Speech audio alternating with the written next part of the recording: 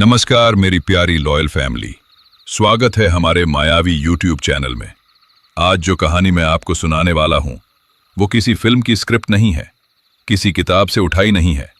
ये उस इंसान की बात है जो रात को जागता है, जिसके हाथ स्टीयरिंग पर होते हैं, जिसकी आंखें सड़क पर होती हैं और जिसकी जिंदगी हम सब की जिंदगी से बिल्कुल अलग होती है।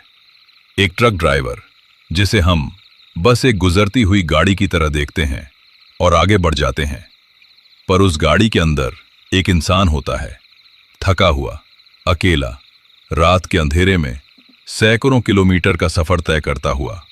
उस अंधेरे में क्या होता है वही वो जानता है, और आज उसी अंधेरे की एक बात आप तक पहुंचाने आया हूं।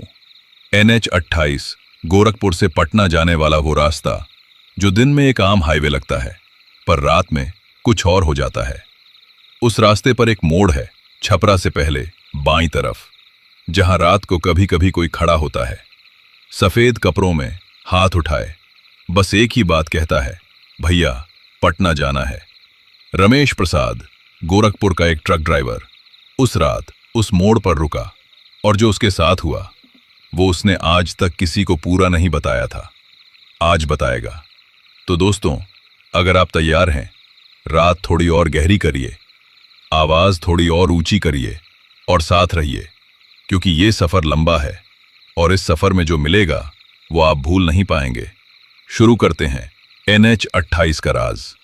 रमेश जब भी अपनी उस रात की बात करता है तो पहले एक लंबी सांस लेता है, होंठ थोड़े कसते हैं, आंखें कहीं दूर चली जाती हैं, जैसे वो उस अंधेरे को फिर से देख रहा हो जो उसने NH 28 पर देखा था। मैं रमेश प्रसाद, गोरखपुर का रहने वाला, पिछले 12 साल से ट्रक चला रहा हूं। घर में बुढ़िया माँ है, एक छोटी बहन है जिसकी शादी अभी बाकी है, और एक खलासी है मेरे साथ, छोटू। असली नाम तो उसका राजेश है, लेकिन जब से मेरे साथ आया है छोटू ही कहलाता है।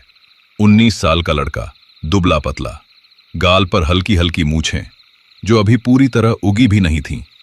गोंडा के पास के किसी छोटे गांव का था। घर में खाने की तंगी थी, इसलिए मेरे साथ लग गया। मैं उसे बेटे की तरह रखता था, या शायद छोटे भाई की तरह। वो भी मुझे भैया कहता था और मेरी बात मानता था। उस रात तक, नवंबर का यह महीना था, दिवाली निकल चुकी थी, ठंड धीरे धीरे अपने पांव पसार रही थी। गोरखपुर के उस पुराने ट्रांसपोर्ट नगर से जब हम निकले थे तब शाम के कोई 7:30 बजे थे। ट्रक में पीछे माल था, कानपुर से आया सीमेंट जो पटना के एक बड़े ठेकेदार को पहुंचाना था। मालिक ने सुबह तक पहुंचाने का दबाव दिया था। मैंने मन में हिसाब लगाया था, गोरखपुर से पटना कोई 300 किलोमीटर से ज्यादा का रास्ता। NH 28 पर अगर ट्रैफिक न हो तो 7-8 घंटे, रात के 2-3 बजे तक पहुंच जाएंगे। छोटू ने पानी की बोतलें भरी, मैंने गाड़ी में तेल चेक किया, इंजन को एक बार ठोक ठाक कर देखा, सब ठीक था, या कम से कम उस वक्त ऐसा लगा था। गोरखपुर शहर पीछे छूटा तो रास्ता धीरे धीरे खुलता गया। शहर की रोशनियां पीछे रह गईं और आगे वो काली सी सड़क फैली हुई थी जो हेडलाइट की रोशनी में बस कुछ मीटर तक दिखती थी। उसके आगे सब अंधेरा। NH 28 पर रात को ट्रैफिक वैसे भी कम रहता है, कभी कभार कोई और ट्रक, कभी कोई बस, बाकी सन्नाटा। छोटू केबिन में मेरे बगल में बैठा था। रेडियो पर कोई पुराना भोजपुरी गाना बज रहा था, वो थोड़ा गुनगुना भी रहा था। मुझे याद है, मैंने उस वक्त सोचा था, ये लड़का खुश है और मैं भी ठीक हूं। माल वक्त पर पहुंचेगा, पैसे मिलेंगे, मां को कुछ रुपए भेज सकूंगा। कुछ घंटे बीते, देवरिया पार हुई, छपरा की तरफ रास्ता मुड़ा। रात गहरी होती जा रही थी। छोटू कब का सो चुका था। वो खिड़की से सिर टिकाए निढाल पड़ा था, जैसे छोटे बच्चे सो जाते हैं बिना किसी फिक्र के। मैंने रेडियो की आवाज थोड़ी धीमी कर दी। सड़क पर अब बिल्कुल सन्नाटा था, आगे पीछे कोई गाड़ी नहीं, बस मेरी हेडलाइट और उसके आगे का अंधेरा। ऐसे वक्त में ट्रक ड्राइवर को जो चीज सबसे ज्यादा सताती है वो नींद नहीं है, डर भी नहीं है, वो एक अजीब सी खालीपन की भावना है, जैसे दुनिया में सिर्फ तुम हो और ये सड़क है और बाकी सब कुछ किसी दूसरी जगह चला गया हो। पर उस रात वो खालीपन कुछ अलग था। मुझे ठीक से समझाना मुश्किल है, बस ऐसे कहूंगा कि उस सन्नाटे में एक अजीब सा भार था, जैसे कोई बात हो जो कहीं नहीं जा रही। रात के कोई 11 बज रहे थे जब मुझे पहली बार उस औरत की साड़ी का एक कोना सड़क किनारे दिखा। हेडलाइट की रोशनी में बस एक झलक, सफेद कपड़े का एक टुकड़ा हवा में थोड़ा सा हिलता हुआ। मैंने ट्रक की रफ्तार थोड़ी कम की। ये NH 28 का वो हिस्सा था जो छपरा से कुछ पहले पड़ता है। दोनों तरफ खेत, बीच बीच में कोई पुराना पेड़ और दूर दूर तक कोई बस्ती नहीं। रात के 11 बजे उस सुनसान रास्ते पर एक औरत। मैंने पहले सोचा शायद गलत दिखा। थका हुआ दिमाग धोखा देता है, ये मैं जानता था। मैंने एक बार पलकें झपकाईं और आगे देखा। वो थी, सड़क के एकदम किनारे खड़ी थी, सफेद साड़ी में। चेहरा उस तरफ था जहां मेरी गाड़ी आ रही थी। मैंने ट्रक धीमा किया। अब वो साफ दिख रही थी। उम्र का अंदाजा नहीं लग रहा था। बाल खुले थे, चेहरे पर कोई भाव नहीं, बस खड़ी थी। हाथ ऊपर उठाया उसने, वो इशारा जो रास्ते में लिफ्ट मांगने का होता है। मेरे मन में पहला ख्याल यही आया, रात के 11 बजे सुनसान हाईवे, अकेली औरत, कुछ तो गड़बड़ है। पर साथ ही दूसरा ख्याल भी आया, क्या पता कोई मुसीबत में हो। छोटू अभी भी सो रहा था। मैंने ब्रेक दबाया और ट्रक रोका। उसने खिड़की के पास आकर देखा। मैंने शीशा नीचे किया। उसकी आंखें, वो पहली चीज थी जो मुझे ध्यान आई। बड़ी बड़ी आंखें जिनमें कोई डर नहीं था, कोई राहत नहीं थी, बस एक अजीब सी स्थिरता, जैसे वो इंतजार कर रही हो और उसे पता हो कि मैं रुकूंगा। उसने धीमी आवाज में कहा, भैया पटना जाना है। आवाज सामान्य थी, किसी परेशानी का कोई निशान नहीं। मैंने पूछा, कहां से आई हो? रात को अकेली क्यों हो? उसने जवाब दिया, घर से निकली थी, बस छूट गई। इतना कहकर वो चुप हो गई, जैसे और कुछ बताने की जरूरत ही ना हो। मेरे मन में कई सवाल थे, पर मैं उन्हें पूछ नहीं पाया। उसकी आंखों में कुछ ऐसा था जो सवाल करने से रोकता था। मैंने पीछे का दरवाजा खोलने का इशारा किया। ट्रक के केबिन में 2 से ज्यादा बैठना मुश्किल था और पीछे माल था, तो मैंने सोचा वो केबिन में ही बैठेगी। पर उसने कहा, पीछे बैठ जाती हूं। और इससे पहले कि मैं कुछ कहता, वो ट्रक के पिछले हिस्से की तरफ चली गई। छोटू की नींद उस वक्त खुली जब मैंने ट्रक फिर चालू किया। उसने आंखें मलते हुए पूछा, भैया रुके काहे थे? मैंने कहा, एक सवारी ली है, पटना तक। छोटू ने पीछे मुड़कर देखा। ट्रक के केबिन के पीछे एक छोटी सी जगह होती है जहां कभी कभी लोग बैठ जाते हैं, पर वो खाली थी। मैंने कहा, पीछे माल के ऊपर बैठी होगी। छोटू थोड़ा सतर्क हो गया। उसकी आंखें थोड़ी खुल गईं, पर उसने ज्यादा कुछ नहीं कहा। मैंने ट्रक आगे बढ़ाया।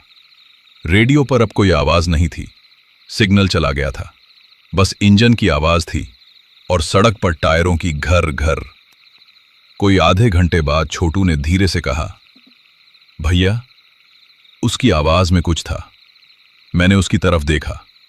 वो सीधा आगे देख रहा था, पर उसके माथे पर बल पड़े थे।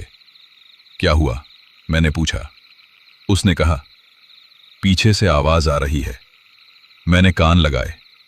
ट्रक की आवाज के बीच एक और आवाज थी, बहुत धीमी, जैसे कोई गुनगुना रहा हो या रो रहा हो। दोनों में फर्क करना उस वक्त मुश्किल था। मेरी पीठ पर एक ठंडी लहर दौड़ी, और वो सिर्फ नवंबर की ठंड नहीं थी। मैंने ट्रक को थोड़ा धीमा किया, पर रोका नहीं।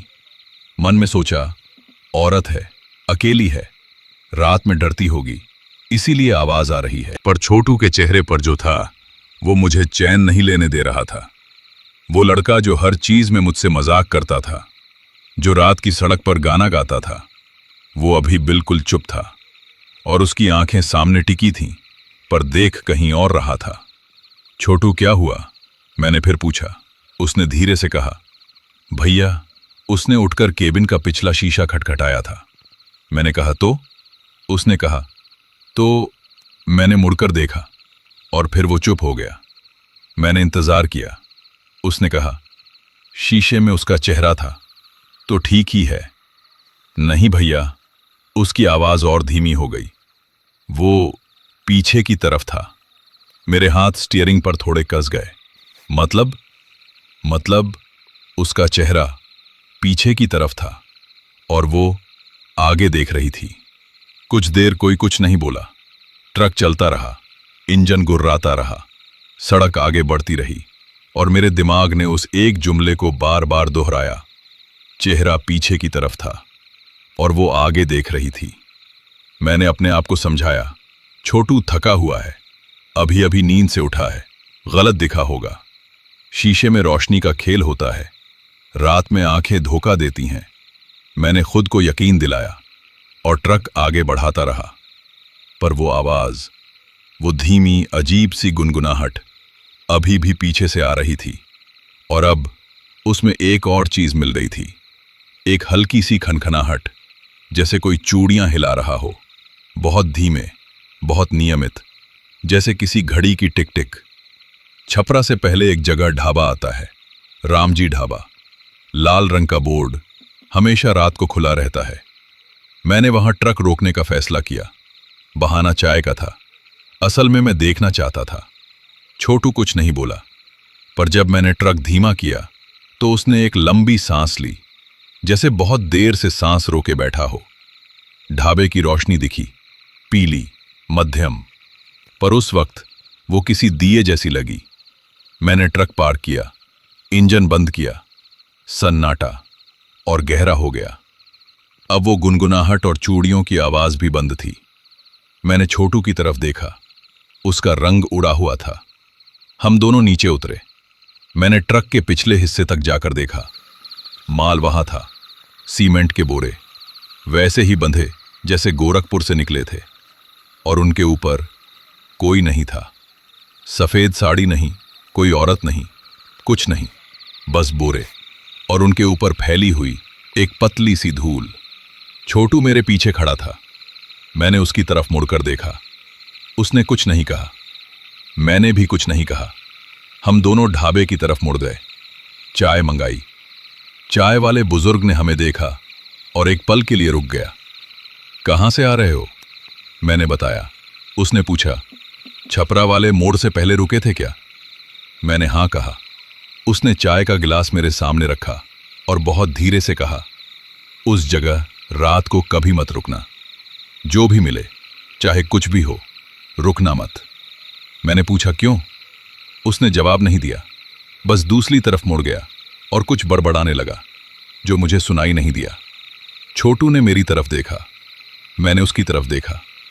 चाय ठंडी होती रही। ढाबे पर बैठे हम दोनों को कोई 15 मिनट हो गए थे।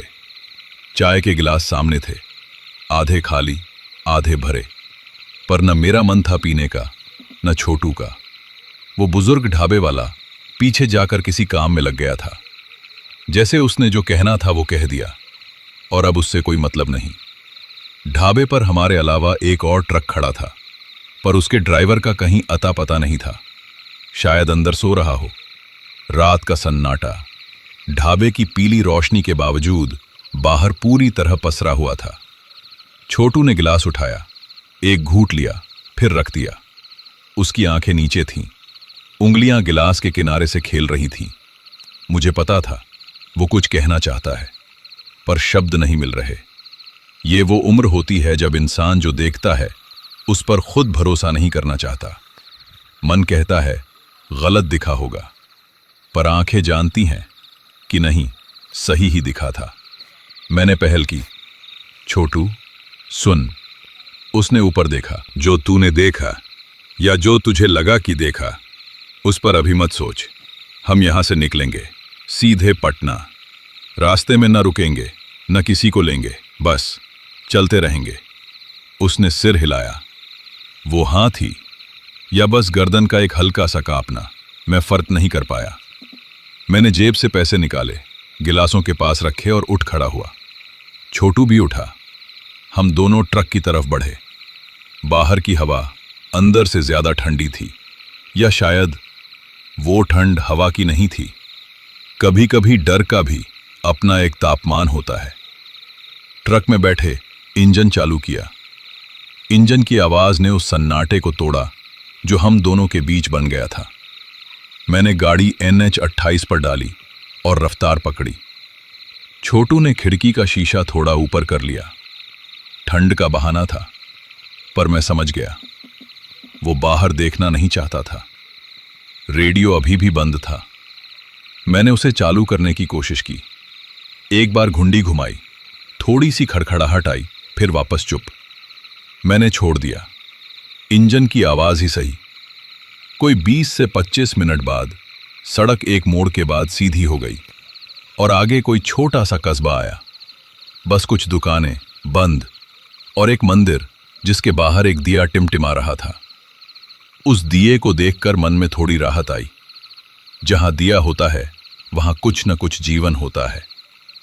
हम वो कस्बा पार कर गए और आगे फिर वही अंधेरा। छोटू की सांसें नियमित थीं। मुझे लगा शायद वो फिर सो गया हो। मैं अकेला चलाता रहा। रात और गहरी होती जा रही थी और सड़क और सुनसान। तभी मुझे पहली बार वो खुशबू आई, इत्र की, पर बहुत गाढ़ी, बहुत भारी, जैसे किसी ने बहुत ज्यादा लगा लिया हो और कमरे में बंद कर दिया हो। केबिन के अंदर वो खुशबू अचानक आई, जैसे किसी ने खिड़की खोल दी हो, पर खिड़कियां बंद थीं। मैंने नाक सिकोड़ी। ये खुशबू उस औरत की थी जिसे मैंने लिया था। मुझे नहीं पता कैसे, पर मैं जानता था वही भारी गाढ़ी महक जो किसी सस्ते इत्र और कुछ और मिट्टी या शायद कुछ और के मेल से बनती थी। छोटू की आंखें खुल गईं। उसने भी सूंघा। हम दोनों ने एक दूसरे की तरफ देखा। एक पल के लिए ट्रक में वो खुशबू इतनी भारी हो गई कि सांस लेना मुश्किल लगा और फिर अचानक गायब। जैसे आई थी वैसे ही चली गई। हवा में कोई निशान नहीं। भैया, छोटू की आवाज कांप रही थी। मैंने कहा, हां, वो अभी भी है। कहां? पीछे। मैंने स्टीयरिंग पर पकड़ मजबूत की। छोटू, ट्रक में पीछे देखने का शीशा है, उसमें देख। वो एक पल रुका, फिर धीरे से रियर व्यू मिरर की तरफ झुका। उसकी आंखें शीशे पर टिकीं और फिर वो पत्थर हो गया। मैंने कहा, क्या दिख रहा है? जवाब में उसने सिर्फ इतना कहा, वो बैठी है माल के ऊपर और वो देख रही है। हमें? नहीं। एक पल आगे। आगे मतलब आपको भैया, वो सीधे आपको देख रही है। मेरा पैर अनायास ब्रेक पर गया, पर मैंने रोका नहीं। दिमाग ने कहा, रुकना नहीं है। बुजुर्ग ढाबे वाले की बात याद आई। मैंने रफ्तार बनाए रखी, पर वो खुशबू फिर आई और इस बार साथ में वो आवाज भी। वो धीमी गुनगुनाहट जो पहले सुनी थी, पर इस बार फर्क था। पहले वो गुनगुनाहट बेतरतीब लगती थी, अब उसमें एक धुन थी, एक पुरानी टूटी हुई धुन, जैसे कोई गाना जो आधा याद हो और आधा भूल गया हो। छोटू ने मिरर से नजर हटा ली और सीधा आगे देखने लगा। उसके होंठ हिल रहे थे। मुझे लगा वो कुछ पढ़ रहा है या मांग रहा है, कोई दुआ, कोई मंत्र जो उसे याद हो। मैंने ट्रक की स्पीड बढ़ाई। इंजन गरजा, सड़क पर टायर और जोर से पकड़े। हवा शीशों से टकराने लगी, पर वो आवाज, वो गुनगुनाहट न कम हुई न बढ़ी। वो वैसी ही रही जैसे रफ्तार से उसका कोई रिश्ता ही नहीं। जैसे वो आवाज किसी और जगह से आ रही हो, किसी ऐसी जगह से जहां ट्रक की स्पीड, सड़क की लंबाई, रात का अंधेरा कुछ भी काम नहीं करता। छोटू ने अचानक कहा, भैया, उसने हाथ उठाया। क्या? शीशे में देखा। उसने एक हाथ उठाया है, आगे की तरफ, जैसे इशारा कर रही हो। किस तरफ? बाईं तरफ, उस मोड़ की तरफ जो आगे आ रहा है।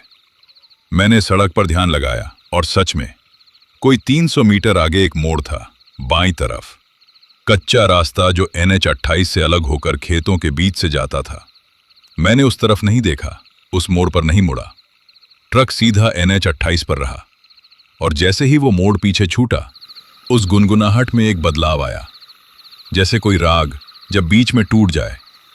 एक पल के लिए वो आवाज तेज हुई, जैसे किसी को नागवार गुजरा हो, और फिर धीमी। छोटू की सांस जो रुकी हुई थी वो अचानक निकली। मैंने पूछा, वो अभी भी है? उसने धीरे से मिरर में देखा, एक पल। हाँ। क्या कर रही है? बस बैठी है। पर क्या? अब वो आगे नहीं देख रही। तो कहां? छोटू ने जवाब देने में वक्त लिया, जैसे वो शब्द खोज रहा हो। फिर कहा, नीचे। वो अपनी गोद में देख रही है। उसकी गोद में क्या है? पता नहीं, पर हाथ हिल रहे हैं, जैसे कुछ बुन रही हो या गिन रही हो। गिन रही हो, वो दो शब्द मेरे दिमाग में अटक गए। क्या गिन रही थी वो? ये सवाल उस रात मेरे मन में आया और मैंने उसे दूर धकेल दिया। पर बाद में जब सुबह हुई और मैं सुरक्षित था, तब वो सवाल वापस आया। और जब मैंने उस बुजुर्ग ढाबे वाले से दूसरी बार मिलकर पूछा, कई हफ्ते बाद उसी रास्ते से गुजरते हुए, तब उसने जो बताया वो मैंने सोचा भी नहीं था। पर वो बाद की बात है। उस रात तो अभी बहुत रास्ता बाकी था। छपरा पार हुई, रात के कोई 1 बज रहे थे। सड़क थोड़ी चौड़ी हुई। NH-28 पटना के करीब जाते जाते थोड़ा बेहतर हो जाती है। कुछ जगह डिवाइडर आ जाते हैं, कुछ जगह रोशनी भी मिलती है। उन रोशनियों को देखकर मन ने थोड़ी राहत ली, पर वो राहत कच्ची थी, ऊपर ऊपर से। नीचे डर अभी भी बैठा था। छोटू ने पानी की बोतल उठाई, एक घूंट लिया। मैंने भी मांगी। पानी ठंडा था पर गला भीग गया, काफी देर से सूखा था। भैया। हाँ। वो आवाज बंद हो गई। मैंने कान लगाए। सच में वो गुनगुनाहट नहीं थी। इंजन था, सड़क थी, हवा थी, पर वो धुन नहीं थी जो पिछले आधे घंटे से पीछे से आ रही थी। मैंने मिरर में देखा, माल दिख रहा था, बोरे दिख रहे थे, कोई नहीं था। गई? छोटू ने पूछा। मैंने कहा, लगता है। पर मैंने वो बात नहीं कही जो मेरे मन में थी, कि जब कोई चीज इस तरह अचानक आती है और इस तरह अचानक चली जाती है, तो उसका मतलब खतरा टला नहीं होता। उसका मतलब होता है कि वो चीज अपनी जगह बदल रही है। और सच में कोई 5 मिनट बाद छोटू ने कहा, भैया, मेरे पैर में कुछ लगा। मैंने उसकी तरफ देखा। वो सीट पर पैर खींच रहा था, जैसे कोई चीज उसके पांव के पास हो। क्या हुआ? नहीं, कुछ नहीं, बस ऐसे लगा। पर उसका चेहरा कह रहा था, कुछ तो था। मैंने सड़क पर नजर रखी। ट्रक चलता रहा और फिर छोटू ने धीरे से, बहुत धीरे से कहा, भैया। दरवाजे पर दस्तक हुई। मेरे दरवाजे पर। ड्राइवर साइड पर जहां मैं था। मैंने शीशे में बाहर देखा। सड़क थी, अंधेरा था, कोई नहीं था। दस्तक फिर हुई, 3 बार, धीरे धीरे, जैसे कोई उंगलियों के पोर से बजाए। ट्रक की रफ्तार उस वक्त 80 के करीब थी। 80 की रफ्तार पर दरवाजे पर दस्तक 3 बार, धीमी, साफ साफ, नियमित, जैसे कोई इत्मीनान से बैठकर बजा रहा हो, जैसे उसे पता हो कि दरवाजा खुलेगा जरूर, बस वक्त की बात है। मेरे हाथ स्टीयरिंग पर थे और मैंने उन्हें वहीं रखा, नजर सड़क पर रखी। दिल ने एक धड़कन छोड़ी, वो धड़कन जो सीने में नहीं, गले में महसूस होती है। छोटू मेरी तरफ देख रहा था। उसकी आंखें चौड़ी थीं, होंठ बंद थे, जैसे वो भी सांस रोके बैठा हो और एक भी आवाज न करना चाहता हो। दस्तक फिर नहीं हुई। 1 बार, 2 बार, 3 बार, और बस। उसके बाद वो खामोशी जो किसी चीज के होने से ज्यादा डराती है। मैंने ट्रक की रफ्तार नहीं घटाई। रोकने का सवाल ही नहीं था। दिमाग के एक कोने में एक बात बहुत साफ थी, जब तक पहिए घूम रहे हैं तब तक कुछ ठीक है। रुकना, यानी उसे मौका देना। किसे, ये मैं नहीं जानता था, पर कुछ था, ये मैं जानता था। 12 साल की ड्राइविंग में सड़क ने बहुत कुछ सिखाया था।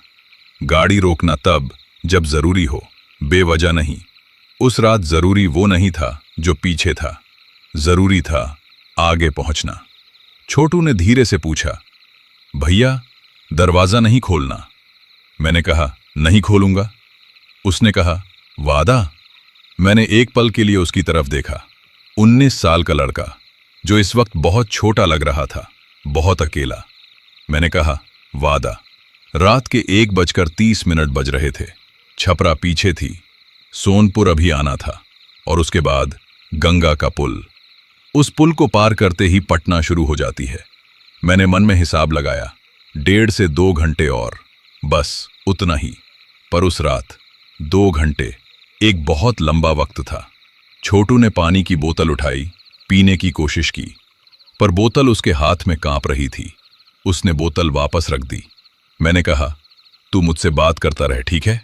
कुछ भी बोल, बस चुप मत रह। उसने कहा, क्या बोलूं? मैंने कहा, कुछ भी। अपने घर के बारे में बोल, मां के बारे में बोल, कुछ भी। वो बोला धीरे धीरे, थोड़ा अटकते हुए, अपने गांव के बारे में बताया। गोंडा के पास एक छोटा सा गांव जिसका नाम मैं भूल गया हूं। वहां उसकी मां थी, एक छोटा भाई था जो 5वीं में पढ़ता था। मां खेत में काम करती थी, बाप पहले शहर जाता था कमाने, कुछ साल पहले वापस नहीं आया। छोटू ने बताया कि वो पहली बार घर से निकला था पैसे कमाने के लिए, और जब मेरे साथ आया था तब उसके पास बस एक कपड़ों का थैला था और जेब में 100 रुपए। बात करते करते उसकी आवाज थोड़ी सामान्य होती जा रही थी। ये मेरी चाल थी और काम कर रही थी। जब इंसान अपने घर के बारे में सोचता है तो डर थोड़ा पीछे हो जाता है। घर एक ऐसी जगह है जो दिमाग में रोशनी की तरह काम करती है, पर उस रोशनी को उस रात ज्यादा देर टिकने नहीं दिया गया। छोटू बोल ही रहा था, मां के हाथ का खाना, गांव का तालाब, कुछ और। जब ट्रक की हेडलाइट में आगे कुछ दिखा, सड़क के बीचों बीच, पहले लगा कोई जानवर है, कुत्ता या कोई और, पर जैसे जैसे ट्रक करीब आया वो आकार बड़ा होता गया। सफेद, वही सफेद जो पहले देखा था। मैंने ब्रेक दबाया, धीरे धीरे, झटके से नहीं, और ट्रक धीमा हुआ। छोटू की बात बीच में रुक गई। हम दोनों आगे देख रहे थे।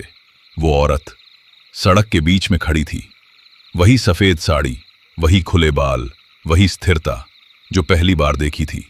जैसे हवा उसे छू नहीं रही हो, जैसे रात की ठंड उस तक पहुंच नहीं रही हो। हेडलाइट की रोशनी सीधे उस पर पड़ रही थी और वो अजीब तरह से साफ दिख रही थी, बहुत साफ, उस रात के लिए ज्यादा साफ। उसका चेहरा इस बार मेरी तरफ था, आंखें मुझ पर, और उसके होंठ हिल रहे थे। कुछ कह रही थी पर आवाज नहीं आ रही थी। छोटू ने मेरी बांह पकड़ ली, उसकी उंगलियां ठंडी थीं। भैया मत रोकना। मेरा पैर ब्रेक पर था, पर ट्रक पूरी तरह नहीं रुका था, बस धीमा हो गया था, रेंग रहा था। मन में 2 आवाजें थीं। एक कह रही थी, रोको, वो रास्ते में है, टक्कर लग जाएगी। दूसरी कह रही थी, ये वही है, ये सड़क पर नहीं है, ये कहीं और से आ रही है। और उस रात, उस वक्त मैंने दूसरी आवाज को चुना। मैंने एक्सलरेटर दबाया, ट्रक आगे बढ़ा। जो हुआ उसे मैं आज भी ठीक से नहीं समझाता। वो आकृति, वो सफेद रूप, जब ट्रक उसके पास पहुंचा तो कुछ नहीं हुआ। कोई टक्कर नहीं, कोई आवाज नहीं, कोई धक्का नहीं। ट्रक उस जगह से गुजरा जहां वो खड़ी थी, और वो नहीं थी। जैसे कोई छाया हो जो रोशनी से मिट जाती है। मैंने रियर व्यू मिरर में देखा, सड़क खाली थी, पीछे कुछ नहीं था। छोटू ने मेरी बांह और कस के पकड़ी, फिर धीरे धीरे छोड़ी। हम दोनों ने एक शब्द नहीं कहा। ट्रक चलता रहा, इंजन गुर्राता रहा, पर कुछ बदल गया था। मुझे पता चला कि क्या बदला जब मैंने डैशबोर्ड पर नजर डाली। तापमान की सुई, इंजन का तापमान, वो धीरे धीरे ऊपर जा रही थी। ज्यादा नहीं, पर जा रही थी। मैंने इसे नजरअंदाज किया, पुरानी गाड़ी है, रात में भी कभी कभी ऐसा होता है। पर 10 मिनट बाद सुई और ऊपर थी, और तब मुझे वो खुशबू फिर आई, पर इस बार इत्र की नहीं, इस बार कुछ जलने की, हल्की सी, बहुत हल्की सी।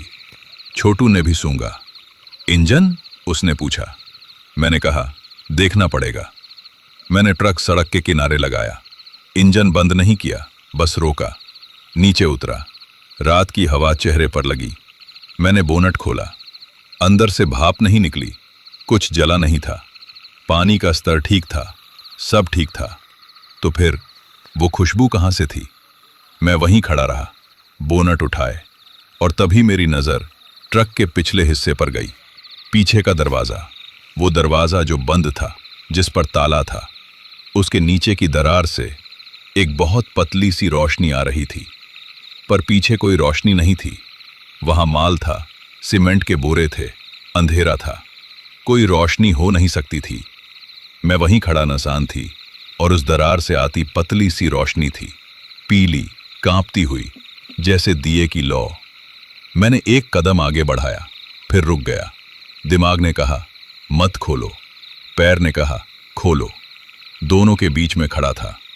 रात के 1:30 बजे NH 28 पर, और पीछे से वो आवाज फिर शुरू हो गई।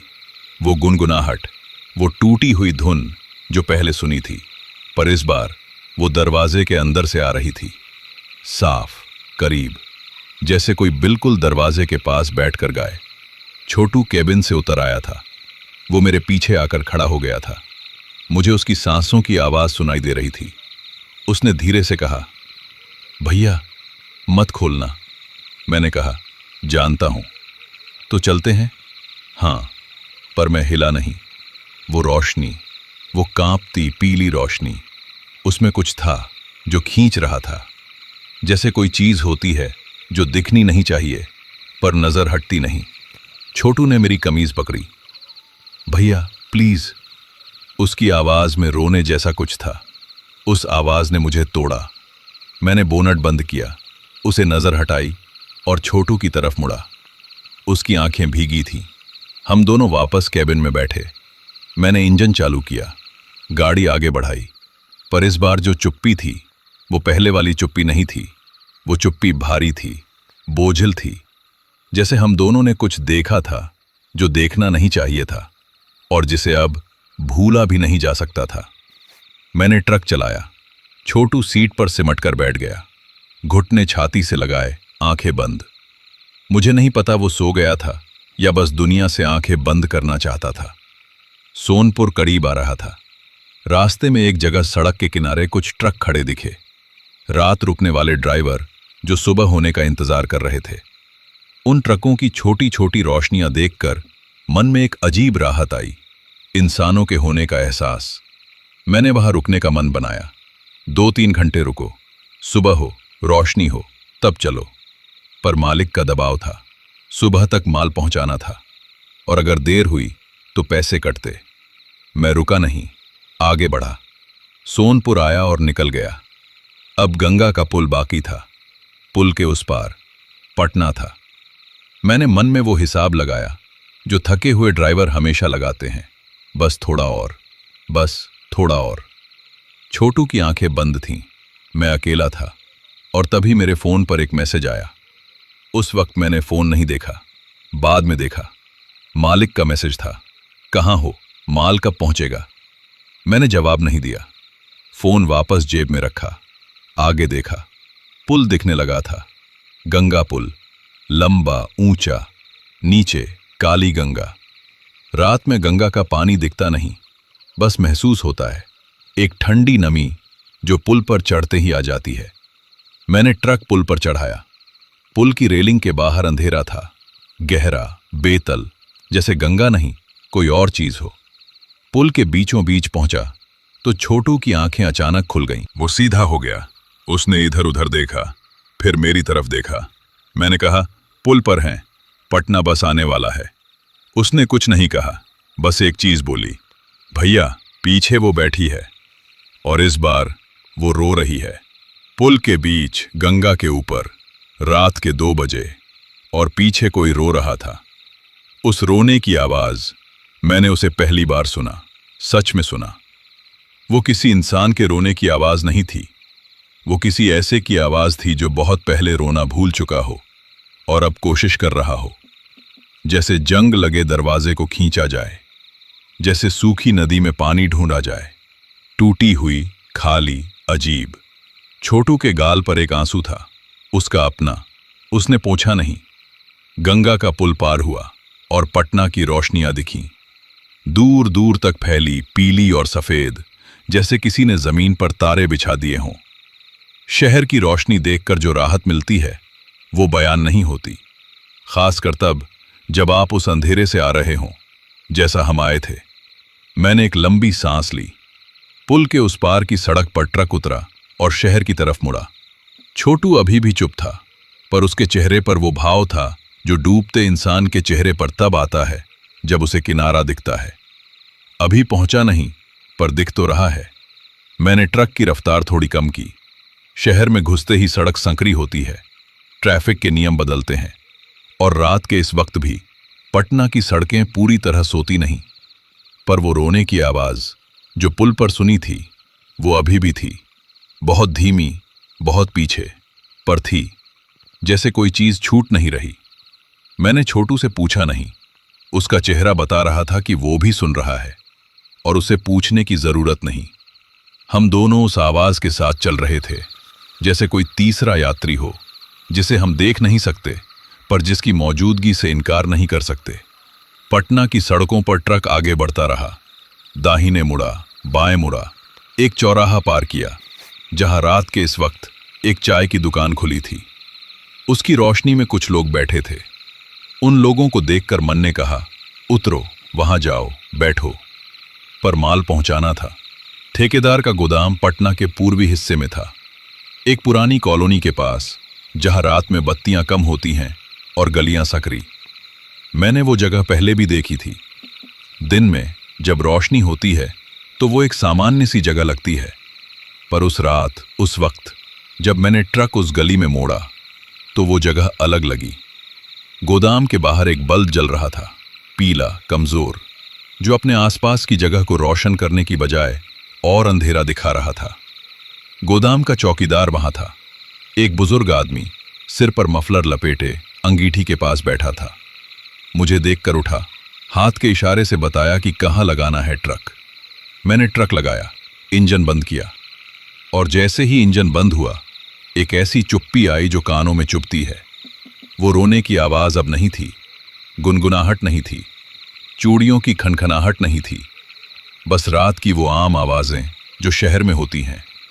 दूर कोई कुत्ता भौंका, कहीं किसी गाड़ी का हॉर्न, हवा में पत्तों की सरसराहट। मैं और छोटू कुछ देर वैसे ही बैठे रहे, जैसे यकीन नहीं हो रहा हो कि खत्म हुआ। चौकीदार ने खिड़की पर दस्तक दी। माल उतारना है? मैंने कहा, हाँ, पर अभी नहीं, सुबह होने दो, मजदूर आएंगे तब।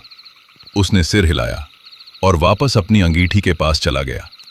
मैंने छोटू की तरफ देखा, वो सीट पर ढीला पड़ा था, आंखें छत पर टिकी थी। मैंने कहा, ठीक है? उसने कहा, हाँ। फिर एक पल रुक कर कहा, नहीं। मैंने कहा, जानता हूं। हम दोनों नीचे उतरे। चौकीदार ने बिना पूछे 2 कप चाय बनाई। शायद उसने हमारे चेहरे पढ़ लिए थे। चाय गर्म थी, मीठी थी, और उस वक्त दुनिया की सबसे अच्छी चीज लगी। हम तीनों अंगीठी के पास बैठे। चौकीदार ने पूछा, कहाँ से आए? मैंने कहा, गोरखपुर से। रात में? हाँ। वो कुछ देर चुप रहा, फिर बोला, NH 28 से? मैंने कहा, हाँ। उसने अंगीठी में एक लकड़ी डाली, आग थोड़ी भड़की और उसकी रोशनी में उसका चेहरा दिखा, बूढ़ा, झुर्रीदार, पर आंखें तेज। उसने कहा, कुछ हुआ रास्ते में? मैंने छोटू की तरफ देखा, छोटू ने मेरी तरफ देखा। मैंने चौकीदार से पूछा, क्यों पूछ रहे हो? उसने कहा, इसीलिए कि जो आदमी NH 28 से रात में आता है और उसके चेहरे पर वो नहीं होता जो आपके चेहरे पर है, वो या तो बहुत बहादुर होता है या उसे कुछ नहीं हुआ। मैंने उसे बताया, सब कुछ, औरत, आवाज, दस्तक, पुल पर रोना, सब। वो सुनता रहा, बीच में कुछ नहीं बोला, चाय की चुस्कियां लेता रहा। जब मैं चुप हुआ तो उसने एक लंबी सांस ली और कहा, वो जगह जहां से तुमने उसे लिया, छपरा से पहले, उस कच्चे मोड़ के पास? मैंने कहा, हाँ। उसने कहा, वहां बरसों पहले एक हादसा हुआ था। एक औरत थी, अपने मायके से ससुराल जा रही थी। रात की बस थी, बस रुकी नहीं, ड्राइवर ने देखा नहीं या देखकर अनदेखा किया और वो वहीं रह गई। रात भर खड़ी रही उस रास्ते पर, किसी ने नहीं रोका। सुबह जब लोग आए तो वो नहीं थी, बस उसकी चप्पल मिली और साड़ी का एक टुकड़ा उस कच्चे मोड़ के पास। मैंने पूछा, मतलब? उसने कहा, मतलब ये कि जो उसके साथ हुआ वो उसकी आत्मा आज भी नहीं भूली। वो आज भी उसी मोड़ पर खड़ी रहती है, हाथ उठाए लिफ्ट मांगती है, पटना जाना है, ये वही कहती है जो उस रात उसे कहना था। छोटू की चाय का कप उसके हाथ में रुक गया। मैंने पूछा, तो जिसने उसे लिया? चौकीदार ने कहा, जिसने रोक कर लिया वो पहुंच गया, जिसने रोका नहीं उसके साथ रास्ते में कुछ न कुछ हुआ। कोई गाड़ी खराब हुई, कोई रास्ता भटका, कोई ऐसी जगह पहुंच गया जहां उसे नहीं पहुंचना था। मैंने कहा, मैंने तो लिया था उसे। उसने कहा, हां, इसीलिए यहां पहुंचे। और वो जो मोड़ था बाईं तरफ वाला, उसने इशारा किया था उधर। चौकीदार की आंखें थोड़ी सिकुड़ी। तुमने मोड़ा? नहीं। वो एक पल के लिए चुप रहा, फिर धीरे से बोला, अच्छा किया। मैंने पूछा, उस मोड़ पर क्या है?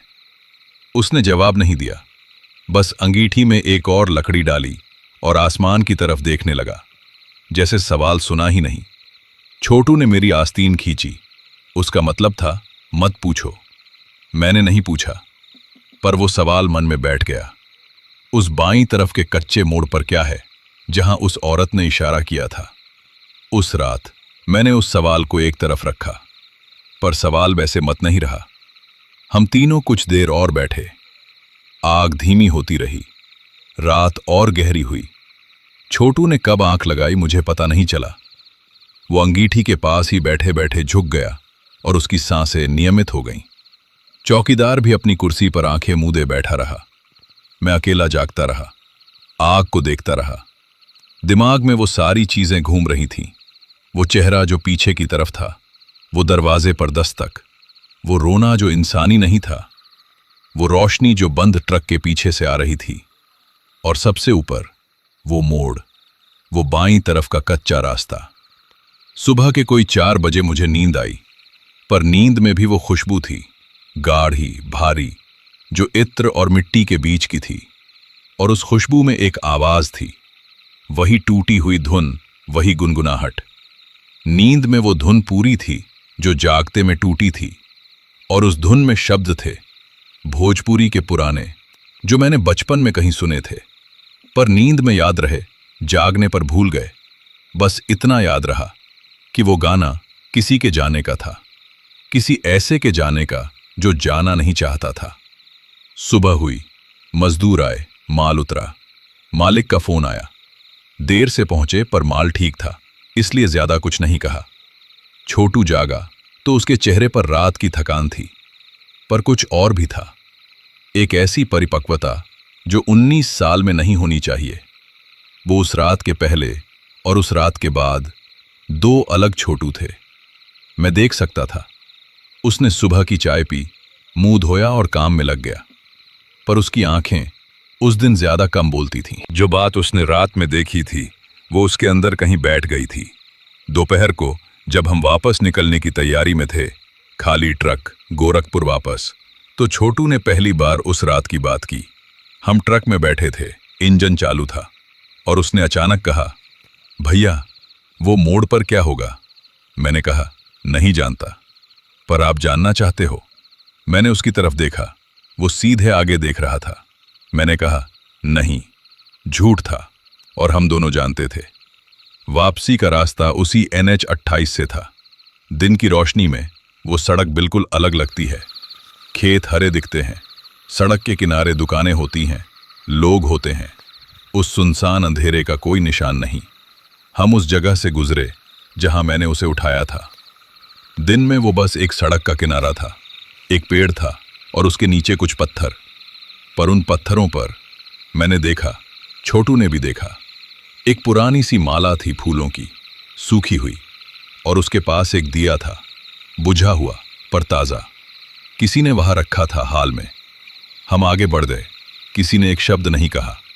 उस बाईं तरफ के कच्चे मोड़ के पास जब हम पहुंचे तो दिन के उजाले में वो मोड़ साफ दिख रहा था।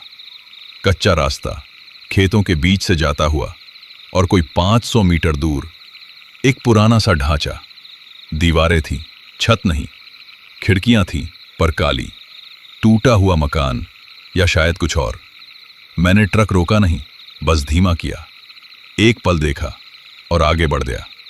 छोटू ने कहा, देखा? मैंने कहा, हाँ। जाएंगे कभी? मैंने कहा, नहीं। इस बार झूठ नहीं था। कुछ चीजें होती हैं जो वक्त के साथ धुंधली हो जाती हैं, जैसे पुरानी तस्वीर जो धूप में रखी रहे।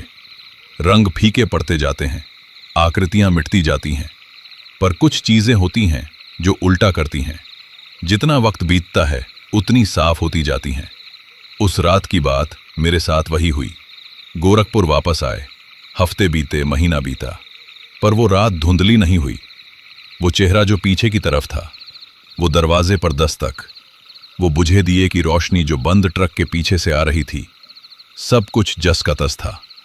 जैसे किसी ने दिमाग में नहीं, आंखों के पीछे सीधे उकेर दिया हो। छोटू बदल गया था, इतना तो मैं पहले ही कह चुका हूं, पर बदलाव सिर्फ चुप्पी का नहीं था। वो रात के बाद से अजीब अजीब सपने देखने की बात करता था। कभी कभी सुबह उठता तो उसके माथे पर पसीना होता। एक बार उसने बताया कि सपने में वो उस कच्चे मोड़ पर खड़ा था और उस टूटे मकान की खिड़की से कोई उसे देख रहा था। मैंने कहा, सपना है, छोड़ो।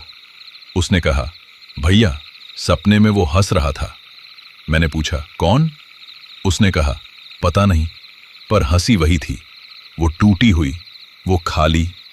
मैंने उसे और कुछ नहीं पूछने दिया, पर रात को मैं खुद देर तक जागता रहा। 2 महीने बाद मुझे फिर पटना का माल मिला, उसी ठेकेदार का, उसी गोदाम का। इस बार मैंने मन बनाया था कि रात में नहीं जाऊंगा, दिन में निकलूंगा, दिन में पहुंचूंगा। पर ट्रांसपोर्ट का काम ऐसा होता है, मालिक का फैसला होता है, ड्राइवर का नहीं। शाम को माल लदा और हम निकले। छोटू के चेहरे पर जब मैंने बताया कि फिर वही रास्ता है, तो एक पल के लिए वो रुक गया, फिर कुछ नहीं बोला, बस ट्रक में बैठ गया। उसकी उस चुप्पी में जो था वो डर था, पर उसके नीचे कुछ और भी था, शायद वही जो मेरे अंदर भी था। एक अजीब सा खिंचाव उस रास्ते की तरफ, उस मोड़ की तरफ। इस बार हम छपरा से पहले उस जगह से जल्दी निकल गए। मैंने रफ्तार बढ़ा ली थी। उस हिस्से में रुकने का कोई इरादा नहीं था। वो पेड़, वो पत्थर, वो सूखी माला, बस एक पल दिखे और पीछे छूट गए। छोटू ने देखा, मैंने देखा, हम आगे बढ़ गए। पर उस बाईं मोड़ के पास जब हम वहां पहुंचे, रात के कोई 9 बज रहे थे। अंधेरा था पर बहुत गहरा नहीं। मैंने खुद नहीं समझा कि कब मेरा पैर ब्रेक पर गया। ट्रक धीमा हुआ। छोटू ने कहा, भैया। मैंने कहा, बस 1 मिनट। मैंने ट्रक सड़क के किनारे लगाया, इंजन चालू रखा, खिड़की से बाहर देखा। वो कच्चा मोड़ वहां था, अंधेरे में थोड़ा धुंधला पर था। और दूर उस टूटे मकान की दिशा में एक रोशनी थी, बहुत धीमी, कांपती हुई, दिए जैसी। पर वहां कोई नहीं रहता था। दिन में देखा था, वो मकान खाली था, टूटा था। रात में वहां रोशनी नहीं होनी चाहिए थी। छोटू ने भी देखी। उसने कहा, वही रोशनी है जो उस रात ट्रक के पीछे से आ रही थी। मैंने उसकी तरफ देखा, उसने मेरी तरफ देखा। हम दोनों जानते थे ये मेल बस इत्तेफाक नहीं था। मैंने इंजन बंद किया। छोटू ने कहा, भैया नहीं। मैंने कहा, तू यही रह। उसने कहा, मैं नहीं छोड़ूंगा। और वो भी उतर गया। हम दोनों उस कच्चे रास्ते पर चले, मैं आगे, छोटू मेरे पीछे। उसकी उंगलियां मेरी कमीज की पीठ पर टिकी हुई थीं, जैसे कोई छोटा बच्चा डर में मां को पकड़ता है। रास्ता कच्चा था, पैरों तले मिट्टी थी, खेतों में अंधेरा था, हवा नहीं थी। और यह अजीब था क्योंकि उस रात बाहर हवा थी, पर उस कच्चे रास्ते पर जैसे हवा रुक गई हो। जैसे जैसे हम आगे बढ़े, वो रोशनी साफ होती गई। और उसके साथ एक और चीज, वो गंध जो उस रात पहली बार सूंघी थी। गाढ़ा इत्र, मिट्टी और कुछ और जो मैं अभी भी नहीं समझा था। पर उस रात उस गंध में एक और तत्व था, धूप का। जैसे किसी ने अगरबत्ती जलाई हो। उस गंध ने मन को अजीब तरह से शांत किया। डर कम नहीं हुआ, पर कदम रुके नहीं। मकान के करीब पहुंचे तो देखा कि वो एक पुरानी हवेली थी, या कभी थी।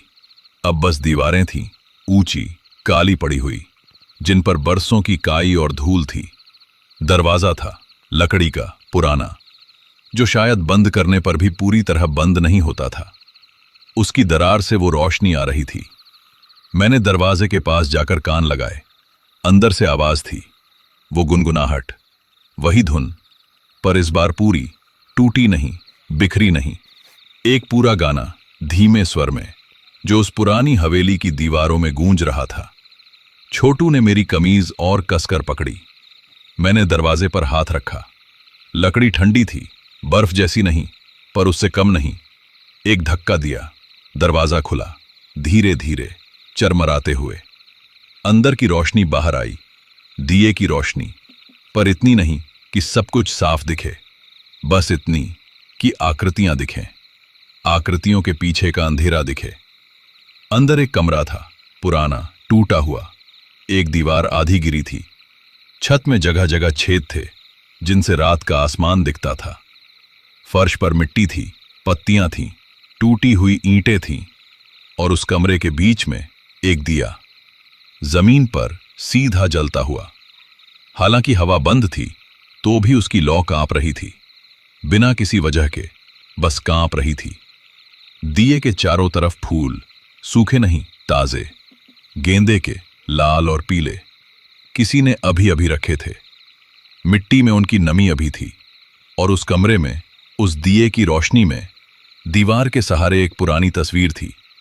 लकड़ी के टूटे फ्रेम में, धूल से ढकी, पर चेहरा साफ। एक औरत की तस्वीर, सफेद कपड़ों में, खुले बाल, बड़ी बड़ी आंखें।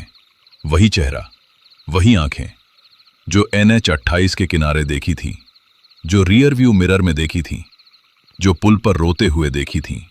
वही। मेरे पैर वहीं रुक गए। छोटू की सांस रुकी, फिर निकली, कांपती हुई। मैं उस तस्वीर के पास गया, नीचे बैठा, धूल हटाई हाथ से, धीरे धीरे। तस्वीर के नीचे कुछ लिखा था, पुरानी लिखाई में, हिंदी में। नाम था और एक साल। नाम पढ़ा, सरस्वती देवी, और साल बहुत पुराना, इतना पुराना कि मैंने हिसाब लगाया तो 40 साल से ज्यादा हो गए थे। छोटू ने पीछे से पढ़ा। उसने कहा, भैया ये तो बहुत पुरानी बात है। मैंने कहा, हाँ, तो अभी भी? मैंने कुछ नहीं कहा। कुछ सवाल होते हैं जिनके जवाब मिल जाएं तो जिंदगी आसान हो जाती है, और कुछ होते हैं जिनके जवाब मिलने से और मुश्किल हो जाती है। उस कमरे में मैं थोड़ी देर बैठा रहा। दिया जलता रहा, फूल वहां थे, तस्वीर वहां थी, और उस सब के बीच एक एहसास था जो डर नहीं था, शायद उदासी थी। एक बहुत पुरानी, बहुत गहरी उदासी, जो उस कमरे की दीवारों में समाई हुई थी। जैसे वो जगह रो चुकी हो, बरसों से रोती रही हो, और अब आंसू नहीं बचे, बस वो खालीपन बचा जो रोने के बाद होता है। मैंने जेब में हाथ डाला। कुछ था, 1 रुपए का सिक्का, जो हमेशा रखता हूं, पुरानी आदत। मैंने वो सिक्का उस दिए के पास रख दिया। छोटू ने देखा, उसने भी अपनी जेब में हाथ डाला। एक छोटी सी लाल धागे की बंधी गांठ निकाली, जो उसकी मां ने दी थी। उसने वो भी रख दी। हम वापस मुड़े, दरवाजे तक आए, और तभी वो गुनगुनाहट, जो बंद हो गई थी जब हम अंदर घुसे थे, वो फिर शुरू हुई। पर इस बार फर्क था। इस बार वो टूटी नहीं थी, इस बार वो पूरी थी, और इस बार उसमें एक ऐसी चीज थी जो पहले नहीं थी। एक ऐसी शांति जो रात में नहीं, किसी बहुत पुरानी सुबह में होती है। हम दोनों वहीं रुक गए, दरवाजे पर, और उस धुन को सुनते रहे। कितनी देर मुझे नहीं पता, पर जब वो बंद हुई तो हम दोनों बाहर निकले। छोटू का चेहरा मैंने देखा। उस पर कुछ था जो पिछले 2 महीनों में नहीं था। एक हल्कापन। ट्रक तक वापस आए, बैठे, इंजन चालू किया, NH-28 पर आए, आगे बढ़े। छोटू ने कहा, भैया। मैंने कहा, हाँ। वो गाना जो वहां सुनाई दिया, वो मेरी नानी गाती थी। मैंने उसकी तरफ देखा। क्या? हाँ, वही धुन, वही गाना। नानी कहती थी ये उनकी माँ का गाना था। मैंने कहा, तेरी नानी गोंडा की थी। उसने कहा, हाँ पर उनकी माँ, पर नानी वो इधर की थी, इसी तरफ की। हम दोनों चुप हो गए। ट्रक चलताई में पहली बार डर नहीं था। उस रात पटना पहुंचे, माल उतरा, वापसी हुई। उस कच्चे मोड़ से गुजरे। न रोशनी थी, न आवाज, न गंध। बस एक पुराना टूटा मकान था जो रात के अंधेरे में चुपचाप खड़ा था। उस पेड़ के पास, उन पत्थरों के पास वो माला अभी भी थी, वो दिया अभी भी था। पर इस बार एक चीज और थी। एक ताजा फूल, गेंदे का, लाल, किसी ने अभी रखा था। और उस रात, उस पूरे रास्ते में, NH 28 पर छपरा से पटना और वापस, न कोई आवाज आई, न कोई दस्तक हुई, न कोई गुनगुनाहट, न वो खुशबू, न वो रोशनी। सड़क बस सड़क थी, रात बस रात थी, और ट्रक बस ट्रक था, जिसमें हम दोनों थे, और पीछे माल था और आगे रास्ता था। पर उस खालीपन में, उस सामान्यपन में एक अजीब सी भारीपन थी, जैसे कुछ था जो अब नहीं था। और उस न होने का एहसास होने के एहसास से कहीं ज्यादा गहरा था। छोटू गोरखपुर वापस आकर अगले हफ्ते अपने गांव गया, मां से मिलने। वो हर बार जाता था, पर इस बार वो लंबे वक्त के लिए गया। वापस आया तो कुछ लाया था।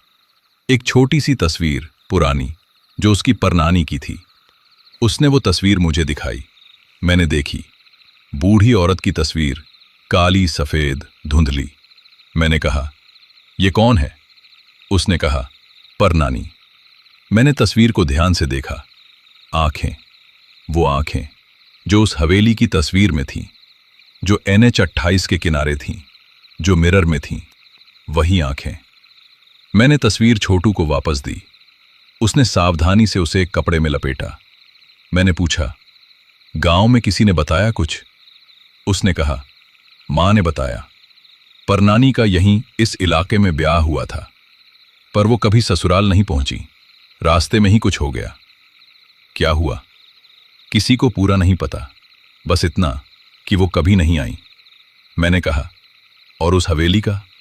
उसने कहा, मां ने बताया वो हवेली उन्हीं की ससुराल की थी, अब कोई नहीं रहता वहां। हम दोनों चुप बैठे रहे। ट्रक यार्ड में खड़ा था। दोपहर की धूप थी। चारों तरफ आम जिंदगी थी, पर हम उस आम जिंदगी में उस वक्त नहीं थे। हम उस रात में थे, उस कच्चे मोड़ पर थे, उस हवेली में थे। और छोटू की परनानी, सरस्वती देवी, जो 40 साल से NH 28 के उस मोड़ पर खड़ी थी, हाथ उठाए पटना जाना है कहते हुए उनके बारे में सोच रहे थे, जो अपनी ससुराल कभी नहीं पहुंची, जो उस रास्ते पर रह गईं, जो आज भी उस रास्ते पर थीं। कुछ बातें होती हैं जो कहीं नहीं जाती, न इसलिए कि शब्द नहीं होते, बल्कि इसलिए कि कहीं जाएं तो सच हो जाती हैं। जब तक अनकही रहती हैं, तब तक एक गुंजाइश रहती है कि शायद हम गलत हों, शायद हमने जो सोचा वो न हो। पर जैसे ही जुबान पर आती हैं, वो गुंजाइश बंद हो जाती है। छोटू और मैं उस दोपहर जो जाना था, उसे उस तरह कहा नहीं, बस एक दूसरे को देखा और दोनों ने समझ लिया। सरस्वती देवी, छोटू की परनानी, जो 40 साल से उस मोड़ पर थीं, जो उस हवेली की दीवारों में थीं, जो उस गाने में थीं, वो छोटू के खून से जुड़ी थीं। और वो उस रात इसलिए नहीं आई थीं कि हम ट्रक ड्राइवर थे, या इसीलिए नहीं कि NH 28 से गुजरे थे। वो इसीलिए आई थीं क्योंकि छोटू था उनका अपना। मैंने उस दिन के बाद कई बार सोचा, अगर छोटू उस रात मेरे साथ ना होता तो? अगर वो ट्रिप पर कोई और खलासी होता, कोई अजनबी, क्या वो रात वैसी ही होती? और हर बार जब ये सोचा तो एक ठंड सी भीतर से उठी। जवाब नहीं मिला, पर एहसास हुआ कि उस रात की हर चीज, वो मोड़ पर खड़ी होना, ट्रक में आना, उस बाईं मोड़ का इशारा, वो सब बेतरतीब नहीं था। उसमें एक धागा था जो छोटू तक आता था। हफ्ते बाद मैंने एक काम किया जो मुझे पहले करना चाहिए था। उस ढाबे पर गया। रामजी ढाबा छपरा से पहले प्रवात रुके थे, जहां उस बुजुर्ग ने हमें चाय दी थी। दिन में गया, अकेला। ढाबा खुला था। वो बुजुर्ग वहां था, वही मफलर, उतार दिया था क्योंकि दिन था, पर वही चेहरा, वही तेज आंखें। उसने मुझे देखा और पहचाना। मुझे लगा नहीं था कि वो पहचानेगा, पर उसने देखते ही कहा, आए फिर? मैंने कहा, हाँ, बैठो। मैं बैठा। उसने बिना पूछे चाय रखी। मैंने कहा, उस रात जो बताया था, उस औरत के बारे में, उसका नाम सरस्वती देवी था। वो रुका। चाय की केतली हाथ में थी, वही थम गया। मेरी तरफ देखा। तुम्हें कैसे पता? मैंने बताया, छोटू के बारे में, परनानी के बारे में, उस हवेली के बारे में। वो सुनता रहा। जब मैं चुका तो उसने केतली रखी और आकर मेरे सामने बैठा। इस बार उसके चेहरे पर वो दूरी नहीं थी जो उस रात थी। इस बार कुछ और था, कुछ ऐसा जो किसी पुरानी बात के खुलने पर होता है। उसने कहा, सरस्वती देवी, उन्हें मैं जानता था। मैं सीधा हो गया। क्या? मेरे बाप उस इलाके के थे। उस हवेली को मैंने देखा है, बचपन में, जब वो हवेली थी, खंडहर नहीं। उसने एक लंबी सांस ली।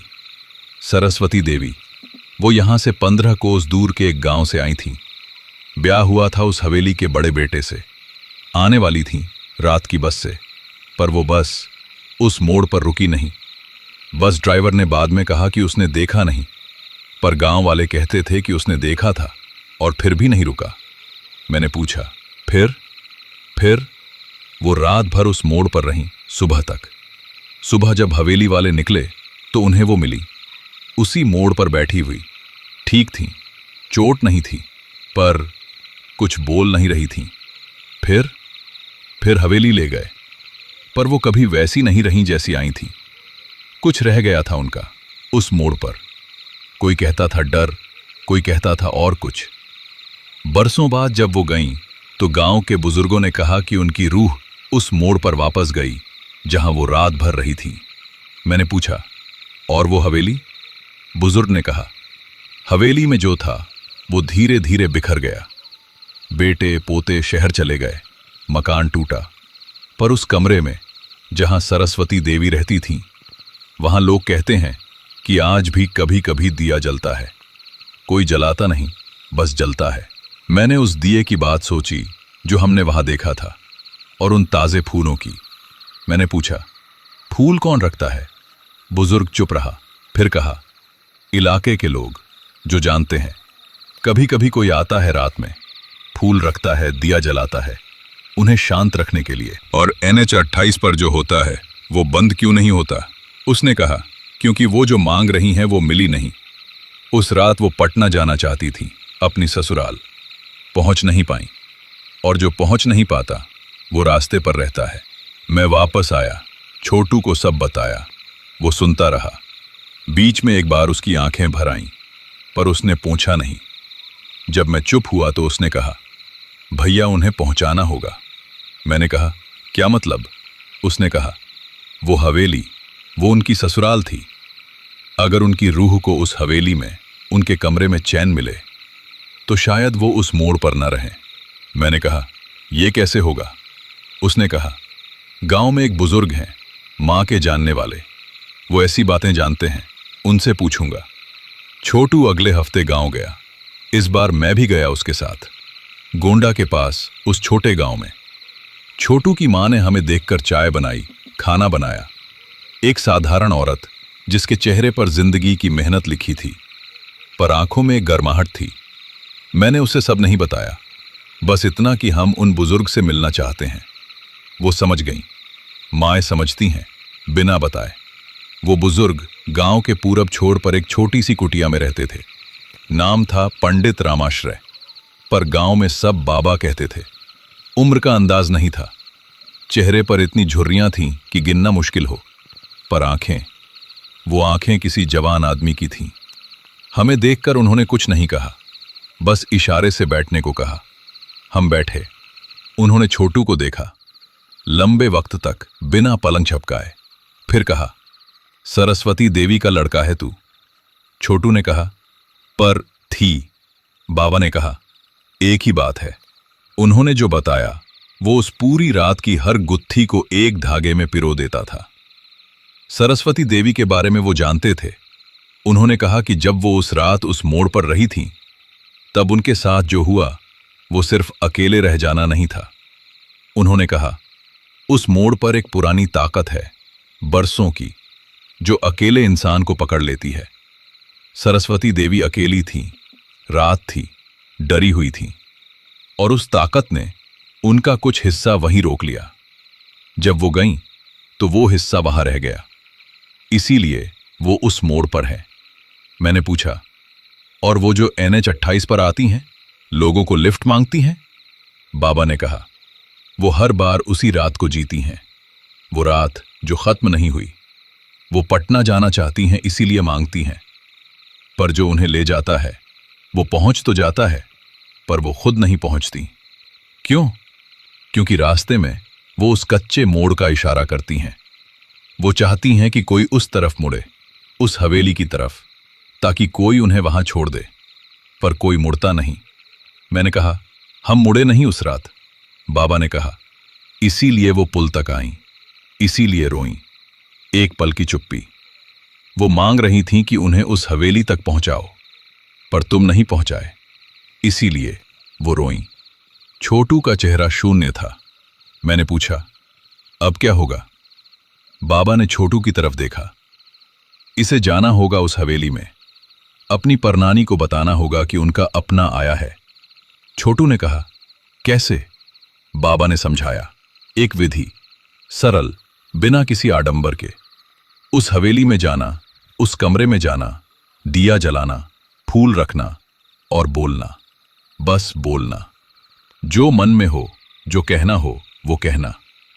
आत्माएं शब्द सुनती हैं जब वो अपनों के होठों से निकले।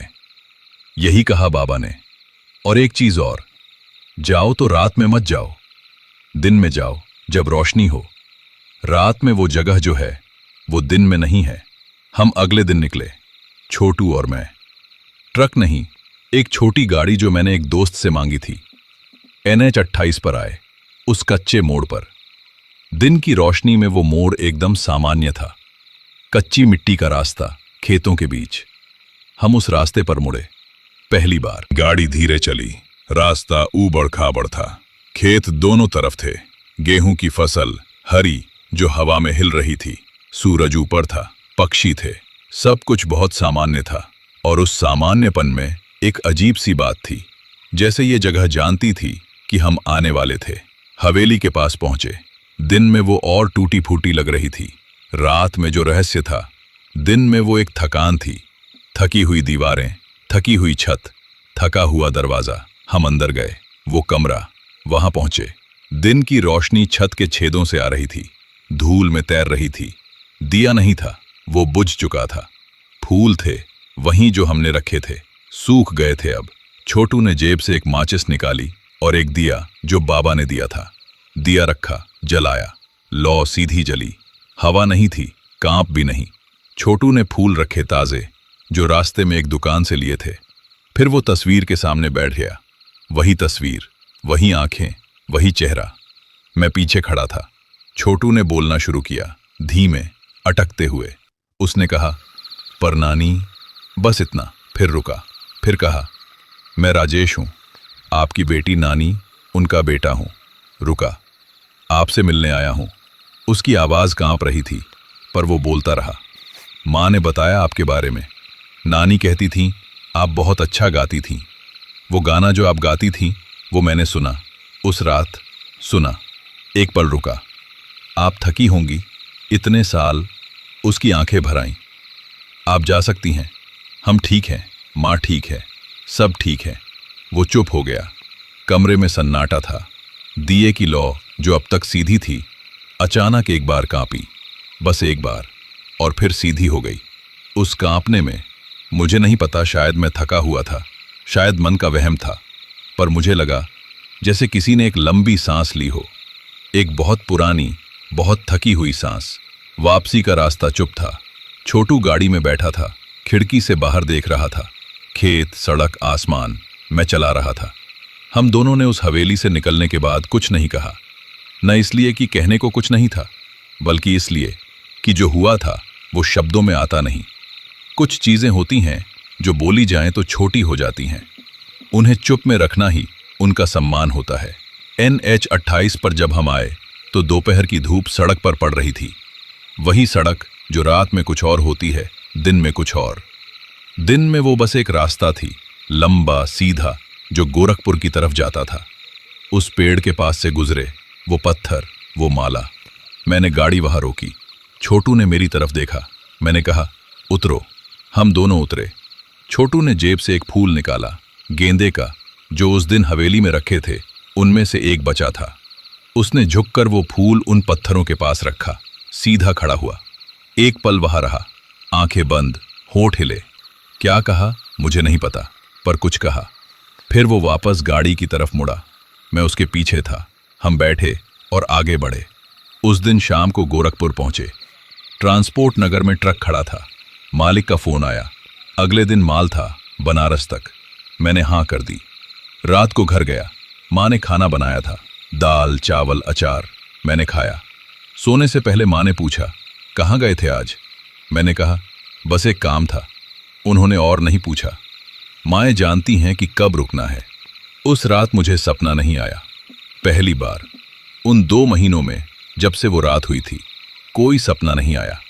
न वो चेहरा, न वो धुन, न वो गंध। बस नींद आई, गहरी, साफ, जैसे बहुत दिनों बाद कोई थकान उतरी हो। सुबह उठा तो मन हल्का था। उस तरह का हल्कापन जो किसी काम के पूरे होने पर होता है, किसी कर्ज के चुकने पर होता है। छोटू भी अगले दिन सामान्य था। वो सामान्यपन जो उसमें उस रात से पहले था, जब वो गाना गुनगुनाता था, जब हर चीज में मजाक करता था, वो पूरी तरह वापस नहीं आया। कुछ चीजें होती हैं जो हमें थोड़ा बदल देती हैं, उसे पूरी तरह वापस नहीं ला सकती। पर वो लड़का जो उस रात के बाद खो गया था, उसकी झलक वापस आई थी। उसकी आंखें अब ज्यादा बोलती थीं। हफ्ते बीते, महीने बीते, हम उसी NH 28 से गुजरते रहे, क्योंकि ट्रांसपोर्ट का काम है, रास्ते नहीं बदलते। उस मोड़ से गुजरे, दिन में, रात में, दोनों में। वो पेड़, वो पत्थर, वहां से हर बार गुजरे, पर कुछ नहीं हुआ। न कोई आकृति, न कोई आवाज, न कोई खुशबू। सड़क, बस सड़क थी। रात, बस रात थी। एक बार, शायद 3 महीने बाद, हम उस जगह से रात में गुजरे और मैंने अनायास मिरर में देखा। पीछे माल था, बोरे थे, अंधेरा था, कोई नहीं था। मैंने एक राहत की सांस ली और आगे देखा। पर एक रात, उस घटना के कोई 6 महीने बाद, कुछ हुआ जो मैंने सोचा नहीं था। हम उसी रास्ते पर थे। रात के कोई 10 बज रहे थे। माल था पीछे। छोटू बैठा था। रेडियो बज रहा था, कोई पुराना गाना। और तभी रेडियो पर वो धुन आई। वही धुन, टूटी हुई नहीं, पूरी, किसी पुराने फिल्मी गाने की धुन, जो उस गुनगुनाहट से बिल्कुल मिलती थी। छोटू ने मेरी तरफ देखा, मैंने उसकी तरफ देखा। हम दोनों ने एक दूसरे को देखा, और पहली बार उस सब के बाद हम दोनों हंसे। हल्की सी, थोड़ी सी, पर हंसे। रेडियो पर वो गाना बजता रहा, ट्रक चलता रहा, रात आगे बढ़ती रही। वो हंसी जो उस रात आई, वो बहुत जरूरी थी। कभी कभी डर का बोझ इतना होता है कि उतारने के लिए कोई बड़ बात नहीं चाहिए, बस एक हंसी काफी होती है। एक पल जब जिंदगी अपने आप को याद दिलाती है कि वो अभी है, अभी चल रही है और आगे भी चलती रहेगी। उस रात के बाद से मैंने बहुत सोचा, उस पूरी घटना के बारे में, उन सब चीजों के बारे में जो हुई, और जो समझ आया वो ये था कि इस दुनिया में कुछ चीजें हैं जिन्हें हम समझा नहीं सकते, न पढ़कर, न सोचकर, न किसी से पूछकर। वो बस होती हैं, और उनके सामने हम जो कर सकते हैं वो ये है कि इंसान रहें, न बहुत बहादुर जो डर को माने ना, न इतने कायर कि इंसानियत भूल जाएं। उस रात मैंने उस औरत को लिफ्ट दी क्योंकि वो मांग रही थी। बाद में पता चला वो इस दुनिया की नहीं थी, पर उस वक्त वो एक जरूरतमंद थी, और जरूरतमंद को देखकर मुंह फेरना वो मुझसे नहीं होता। शायद यही वजह थी कि हम पहुंचे। छोटू आज भी मेरे साथ है। उसकी मूछें अब पूरी हो गई हैं, चेहरे पर थोड़ा और पकाव आया है। वो अब भी गाना गुनगुनाता है रास्ते में, पर अब उस गुनगुनाहट में कभी कभी एक धुन आती है जो पुरानी लगती है, जो किसी और वक्त की लगती है। मैं पूछता नहीं, वो बताता नहीं, हम दोनों जानते हैं। उस हवेली के बारे में, हम वहां एक बार और गए, बहुत बाद में। एक दिन जब रास्ते से गुजर रहे थे और वक्त था, उस कच्चे मोड़ पर मुड़े, उस रास्ते पर चले। हवेली वहां थी, वैसी ही टूटी, पुरानी। अंदर गए, उस कमरे में गए। दिया नहीं था, फूल नहीं थे, पर वो तस्वीर वहां थी। वही तस्वीर, वही फ्रेम। मैंने उसे देखा, और पहली बार उन आंखों में जो था वो डर नहीं दिया। पहले जब देखता था तब एक ठंड होती थी, पर उस दिन उन आंखों में कुछ और था, शांत, जैसे कोई लंबी यात्रा के बाद बैठा हो। छोटू ने जेब से एक माचिस निकाली और एक छोटी सी अगरबत्ती जलाई, वहीं जमीन पर रखी। धुआं उठा, सीधा, बिना हवा के भी सीधा। हम दोनों थोड़ी देर बैठे, कुछ नहीं कहा, बस बैठे रहे। और उस चुप्पी में, उस टूटे कमरे में, उस पुरानी हवेली में एक एहसास था जो शब्दों में नहीं आता। वो एहसास जो तब होता है जब कोई पुरानी बात पूरी हो जाती है, जब कोई अधूरा सफर मुकाम पर पहुंचता है। बाहर निकले तो धूप थी, खेत हरे थे, रास्ता था, और वो NH-28 जो रात में कुछ और होती है, दिन में कुछ और, वो सामने थी। हम गाड़ी में बैठे, छोटू ने इंजन चालू किया। उस दिन वो चला रहा था, मैं बैठा था। उसने गाड़ी NH-28 पर डाली और रफ्तार पकड़ी। हवा खिड़की से आई, ठंडी, साफ। रेडियो पर कुछ बज रहा था, धीमा, पुराना। और उस रास्ते पर, उस धूप में, उस हवा में, मैंने पहली बार उस पूरी बात को पीछे जाते महसूस किया। न भूला, न मिटा, बस पीछे गया। जैसे कोई मंजिल पार होती है और रास्ते का वो हिस्सा पीछे छूट जाता है। ट्रक ड्राइवर की जिंदगी ऐसी ही होती है। रास्ते लंबे होते हैं, रातें लंबी होती हैं, और उन रातों में बहुत कुछ होता है जो डायरी में नहीं लिखा जाता, किसी को नहीं बताया जाता, बस सीने में रखा जाता है और आगे बढ़ा जाता है। पर कभी कभी कोई रात ऐसी होती है जो सीने में नहीं रहती, जो बाहर आना चाहती है, जो कहीं जाना चाहती है। वो NH-28 वाली रात मेरी ऐसी ही रात थी, और आज जब मैं उसे बताता हूं तो वो हल्की होती है, थोड़ी और हल्की। छोटू आज भी कभी कभी उस गाने की धुन गुनगुनाता है, वो पुरानी, वो टूटी सी धुन जो उसकी परनानी की थी, जो उस हवेली की दीवारों में थी, जो उस रात NH-28 पर थी। जब वो गुनगुनाता है तो मैं उसे रोकता नहीं, बस सुनता हूं। और उस धुन में, उस पुराने थके हुए गाने में एक बात होती है जो मुझे हर बार महसूस होती है, कि जो लोग हमसे पहले इस दुनिया में थे, जो चले गए, जो अधूरे रह गए, वो कहीं न कहीं हमारे आसपास होते हैं, हमारी आवाज़ों में, हमारी धुनों में, हमारी यादों में। और कभी कभी किसी रात, किसी सुनसान सड़क पर वो हमें ढूंढते हैं, बस इसलिए कि कोई उन्हें याद करे, कोई उनका नाम ले, कोई कहे हम आए हैं। NH-28 आज भी वैसी ही है। रात को वो सड़क आज भी अंधेरी होती है, आज भी सुनसान होती है। आज भी उस पर लंबे ट्रक चलते हैं जिनके ड्राइवर थके होते हैं और जिनके खलासी नींद में होते हैं। और उस मोड़ के पास, उस पेड़ के पास, उन पत्थरों के पास कभी कभी कोई एक फूल रख जाता है, एक दिया जला जाता है। हम भी रखते हैं हर बार जब उस रास्ते से गुजरते हैं।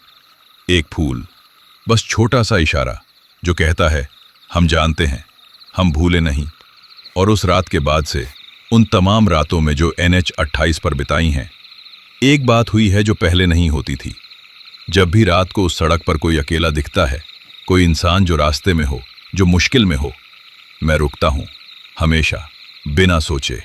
क्योंकि उस रात मैंने एक बात सीखी जो कोई किताब नहीं सिखाती, कि रुकना, किसी के लिए रुकना सबसे बड़ी बात होती है, चाहे वो इस दुनिया का हो या किसी और दुनिया का। रास्ते लंबे होते हैं, रातें और लंबी होती हैं, पर हर रात के बाद सुबह होती है, और हर सुबह में उस रात का हिसाब होता है।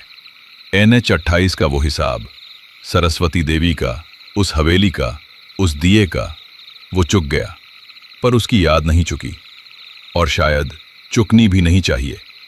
क्योंकि जो याद रहता है वो सिखाता है, और जो सिखाता है वो आगे की रात में काम आता है। ट्रक अभी भी चलता है, NH-28 अभी भी है, और हम, रमेश और छोटू, अभी भी उसी सड़क पर हैं, बस थोड़े और जानते हुए, थोड़े और सावधान, और थोड़े, बस थोड़े और इंसान। तो दोस्तों, आज की हॉरर स्टोरी यहीं पर समाप्त होती है। उम्मीद करता हूं आपको आज की हॉरर स्टोरी जरूर पसंद आई होगी। कमेंट में जरूर बताना आपको हॉरर स्टोरी कैसी लगी, और बताना कि भाई अगली स्टोरी किस पर होनी चाहिए, किस टॉपिक पर। और बहुत दिन हो गए थे कि हमने स्टोरी अपलोड नहीं की, कुछ प्रॉब्लम हुई थी। उम्मीद करते हैं आगे हॉरर स्टोरी आती रहेगी, और आपके सपोर्ट की वजह से हमारी फैमिली वीके हॉरर की 23,000 हो चुकी है। आपका बहुत बहुत धन्यवाद हमारा सपोर्ट करने के लिए। बहुत बहुत धन्यवाद। फिर से एप्लीकेशंस देना चाहूँगा कि भाई अब गर्मियाँ आने वाली हैं, तो अपना ख्याल रखना बहुत ज़्यादा, और जो प्रकृति के जितने भी जीवित प्राणी हैं उनका भी ख्याल रखना, उनके भी पानी के लिए व्यवस्था करना। जय हिंद, जय भारत।